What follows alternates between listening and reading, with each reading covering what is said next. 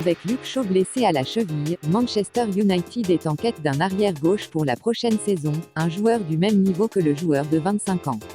Selon Manchester Evening, les Red Devils songeraient à une ancienne cible du PSG, Alex Telles.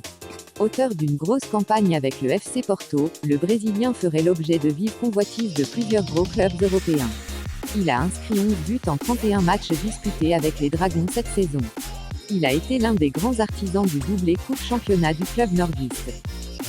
Hier, la presse sportive annonçait que les Red Devils auraient refusé de prolonger le prêt d'Alexis Sanchez jusqu'à l'issue de la saison. Cependant, dans le football tout va très vite, et ce lundi, les négociations entre les deux parties se sont accélérées et un accord aurait été trouvé pour le transfert définitif de l'ancien Blaugrana.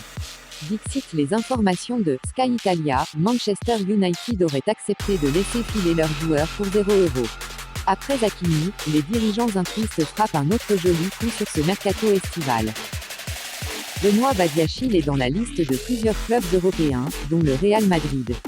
Depuis plusieurs mois, le défenseur central est l'une des priorités du club merengue pour ce poste.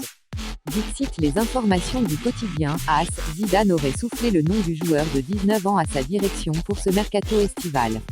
Sous contrat jusqu'en 2024 avec le de la Principauté, son prix est estimé à 30 millions d'euros. Badiachil constituerait une belle solution à long terme.